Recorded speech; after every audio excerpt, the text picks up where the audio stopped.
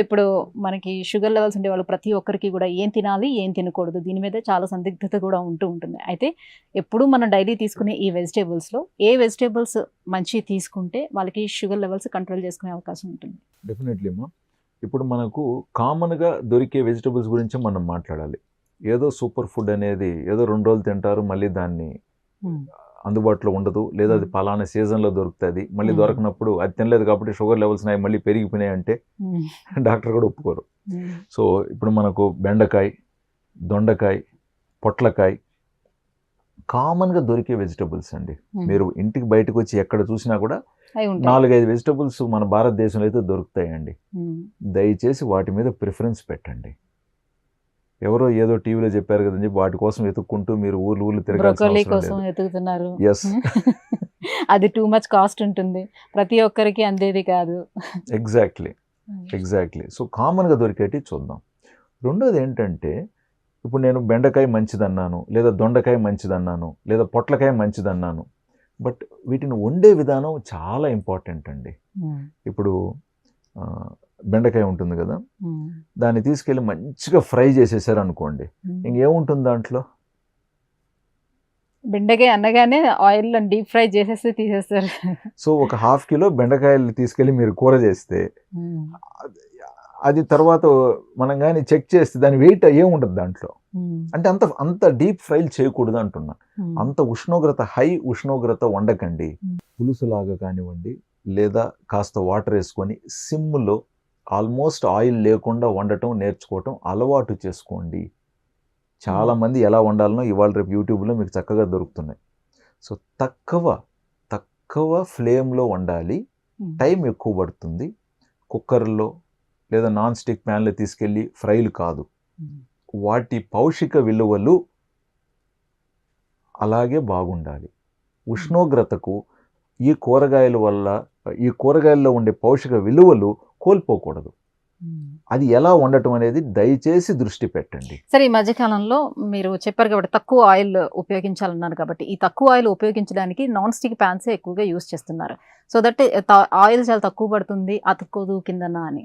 Non stick fans అనేది ఎంతవరకు శ్రేయస్కరం అంటారు? మంచిది కాదండి. చాలా మంది డాక్టర్స్ ఇటీవల కూడా ఈ నాన్ స్టిక్కు వాడే కోట్ వల్ల క్యాన్సర్స్ వస్తున్నాయని చాలా పేపర్స్లో పబ్లిష్ చేయడం జరిగింది. ప్లస్ ఆ కోట్ కూడా ఏంటంటే అది కూడా ఒక టెంపరేచర్ వరకే విత్స్టాండ్ అవుతుందండి. ఆ నాన్ స్టిక్ ప్యాను రిపీటెడ్గా మాడిపోతుంది అనుకుందాం, అది పోతుందండి త్వరగానే. ప్యాన్ పనికి రాకుండా పోతుంది. ఆ లేయర్ అంతా ఎక్కడికి పోయింది? మన కడుపులేకే కదా పోయింది. సో దయచేసి ఏదైనా సరే తక్కువ ఫ్లేమ్లో మీరు కానీ వండటం నేర్చుకోగలిగితే మాడిపోవటం ఎక్కువగా జరగదు. ఒకవేళ మనం మా ఇంట్లోనూ నాన్ స్టిక్ ప్యాన్స్ ఉన్నాయి, మీ ఇంట్లో కూడా ఉంటాయి. బట్ వాటిని కూడా ప్రాపర్గా వినియోగించుకోండి. ఎక్కడ అవసరం ఉంది, ఎక్కడ వాటిని లేకుండా కూడా ఎక్కడ మనము వంట చేయొచ్చు అనే దాన్ని కొంచెం దృష్టి పెట్టండి. మీకు ఖచ్చితంగా చాలా పరిష్కారాలు అందుబాటులోకి వస్తాయి. సో అలాగని చెప్పి నేను ఇప్పుడు 20,000 30,000 పెట్టి వితౌట్ ఆయిల్ కుకింగ్ కొత్త టెక్నాలజీ తయారు చేసిన దొరుకుతున్నాయి. నేను వాటిని ప్రమోట్ చేయట్లేదు. మీ ఇంట్లో ఉన్న కుక్వేర్లోనే తక్కువ ఆయిల్తో లేదా ఆయిల్ లేకుండా వంట చేయటం దయచేసి మీరు నేర్చుకోండి. ఇప్పుడు ఈ వీడియో చూసి మీరు వెళ్ళి ఫలానా కొనాలని కాదు నా ఉద్దేశం. So coming to the topic, ఇలాగ తక్కువ టెంపరేచర్తో వండినట్లయితే వీటిలో పౌషిక విలువలు బాగుంటాయి. ప్లస్ ఇప్పుడు ఉదాహరణకి దొండకాయ ఉందనుకుందాం, అది కట్ చేస్తే దాని ఒక సైజు కానివ్వండి ఆల్మోస్ట్ ఇంత ఉంటుంది. సో నోట్లో పెట్టుకున్న తర్వాత దాన్ని మంచిగా నవ్వులుకొని బాగా తినచ్చు. అండ్ దొండకాయ ఒక రుచిని మీరు ఫీల్ అవుతారు. మీరు మంచిగా ఉప్పు వేసి, కారాలు వేసి, మసాలా వేసి, ఆయిల్ వేసి వండేస్తే ఆ టేస్ట్ వస్తుంది. కానీ మీకు ఇంకా దొండకాయ టేస్టు చాలా సందర్భాల్లో చూడండి, తినేటప్పుడు ఇదేం కూర అని అడుగుతాం, అది దొండకాయ పొట్లకాయ కూడా టక్కని తెలీదు.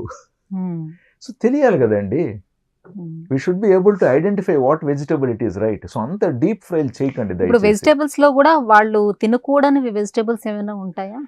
అట్లాని ప్రత్యేకంగా ఏం లేదండి. కాకపోతే కొంచెం ఇప్పుడు బంగాళదుంప ఉంది. మనము సౌత్లో బంగాళదుంప ఏమి రోజు 3 పూటలకు తినం. బట్ నార్త్లో కొంతమంది ఏంటంటే ఆలు కర్రీ ఉంటుంది, ఆలు పరోటా ఉంటుంది, మళ్ళీ ఆలు టిక్కా ఉంటుంది, ఇంకోటి ఏదో ఆలులో ఉంటారు. కాబట్టి నాయన వాళ్ళకి చెప్తాం. పైగా వెజిటేరియన్స్ వెయిట్ ఎక్కువలో ఉన్నారనుకోండి, బాబు ఆలు రోజు అలా తినకూడదు, కొంచెం ఆలు వినియోగం తగ్గించండి అని చెప్తాం.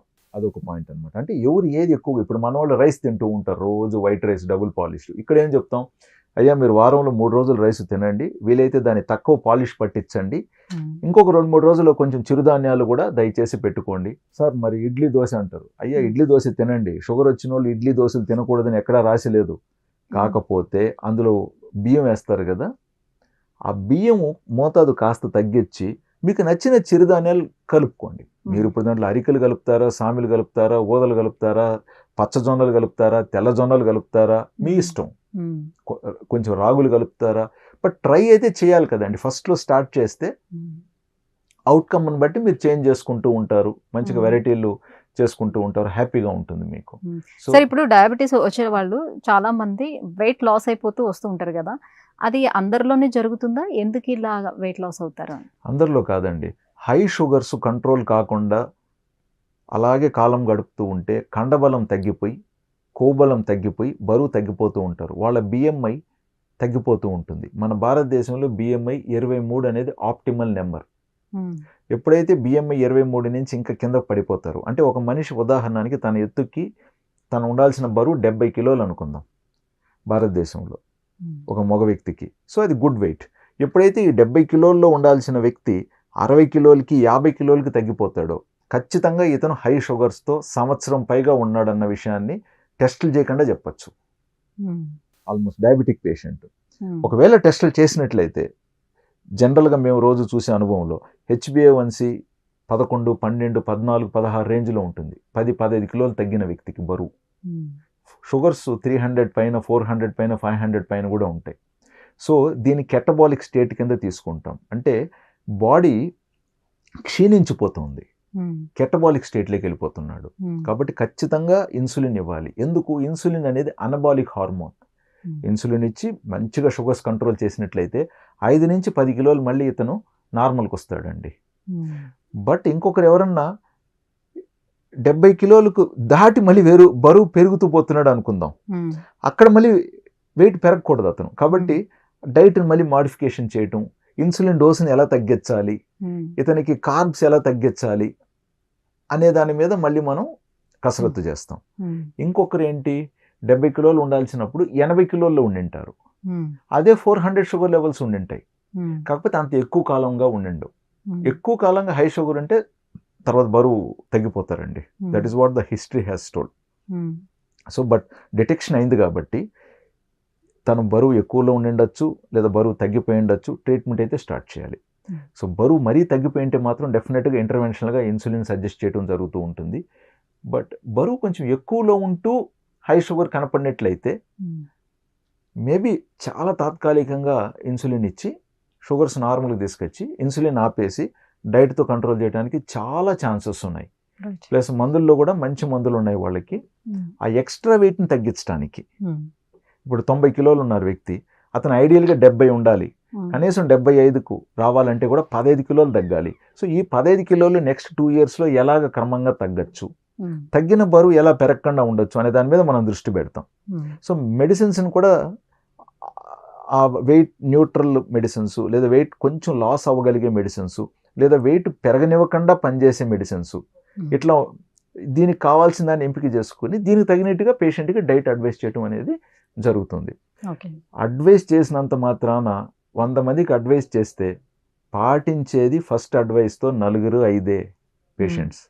మిగతా 90 మంది 5 రోజులు పాటిస్తారు, మళ్ళీ యథావిధంగా స్టార్ట్ అవుతారు.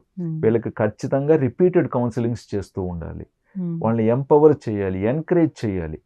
నువ్వు ఇది తింటే నీకు షుగర్ పెరిగిపోతాయి, కాళ్ళు పోతాయి అంటే ఎవరు పాటించరండి, అవి పోయాకనే వస్తామని పోతారు. బట్ ఇలా చేస్తే మీరు బాగుంటారు. ఇప్పుడు రోజు 3 పూట్ల మీరు టీ కాఫీలలో పంచదార వేసుకొని తాగుతున్నారు, అయ్యా దయచేసి పంచదార మానేసేయండి, మీరు బాగా ఆరోగ్యంగా ఉంటారు, చక్కగా ఉంటారు, ఎవరైనా దీర్ఘాయుష్లో బాగుంటారు. షుగర్ లేని వాళ్ళకి షుగర్ రాకుండా ఉంటుంది, షుగర్ వచ్చిన వాళ్ళకి షుగర్ పెరగకుండా ఉంటుంది, పెరిగిన వాళ్ళకి తగ్గే ఛాన్సెస్ ఉంటాయి, తగ్గిన వారికి మళ్ళీ పెరగకుండా ఉంటుంది. సో ఇప్పుడు మనం తీసుకునే మిల్క్ కూడా కొంచెం టేస్టీగానే అనిపిస్తుంది కదా, కొంచెం తీగానే అనిపిస్తుంది షుగర్ వేసుకోకపోయినా కూడా. సో అందులో ఏమైనా మిక్స్ చేస్తూ మనకు వస్తూ ఉండొచ్చా ఇప్పుడు? అది కొంచెం కష్టమైన టాపిక్ అండి, కాంట్రవర్షియల్ టాపిక్ అది. బట్ అందరికీ తెలిసింది ఏంటంటే మంచి పాలు న్యూట్రల్ టేస్ట్లో ఉంటాయి, ఆవు పాలు కొంచెం ఒక రకంగా అనిపిస్తాయి టేస్ట్, బర్రె పాలు ఇంకొక రకంగా ఉంటాయి. బట్ నిజాయితీగా అయితే పాలలో ఏది కలపకూడదు. మహా అంటే మీరు పాలు తాగాలనుకుంటున్నారు, కొంచెం పసుపు వేసుకోవచ్చు, లేదు కొంచెం అల్లం, శొంఠి, వాట్ ఎవర్ బెస్ట్ అండి. కొంచెం టీ కాఫీ అలవాటు ఉన్న వాళ్ళు ఓకే వేసుకోండి. బట్ ఎట్టి పరిస్థితుల్లో, అంటే నా పర్సనల్ సలహా, నేను షుగర్ ఫ్రీని ఎంకరేజ్ చేయను. షుగరు ఖచ్చితంగా అవాయిడ్ చేయాలంటాను, బెల్లం కూడా డిస్కరేజ్ చేస్తాను. ఎవరైనా హనీ వేసుకోవాలని అడిగితే కూడా కమర్షియల్గా దొరికేటివి కాకుండా మీకు జెన్యున్గా నిజాయితీగా అడవి తల్లి దగ్గర నుంచి మీకు దక్కించుకోగలిగితే నాకు ఇబ్బంది లేదు. అది ఫ్యాక్టరీ లేకపోయి 4 స్టాంపులు పడి 4 స్టిక్కర్లు పడిందంటే దాని రూపురేఖలు మారిపోతాయి. సరదాగా చెప్తున్నాను. సో ఫైనలీ ప్రతి ఒక్కరు కూడా చాయిసెస్ ఉన్నాయండి ఈ ప్రపంచంలో, అన్నీ అందుబాటులో ఉన్నాయి. ఎవరికి ఏది మంచిదని వారు ఆలోచించుకోగలగాలి, మంచిదని నిర్ణయం తీసుకోవాలి. దాని మీదనే వాళ్ళు నిశ్చింతగా, సంతోషంగా, ఆరోగ్యంగా బతకాలనేది నా అభిప్రాయం. Thank you so much sir. So diabetic వాళ్ళు ఎలాంటి వెజిటేబుల్స్ తీసుకుంటే వాళ్ళు హెల్తీగా ఉంటారనే విషయాన్ని తెలియజేసినందుకు థ్యాంక్ యూ.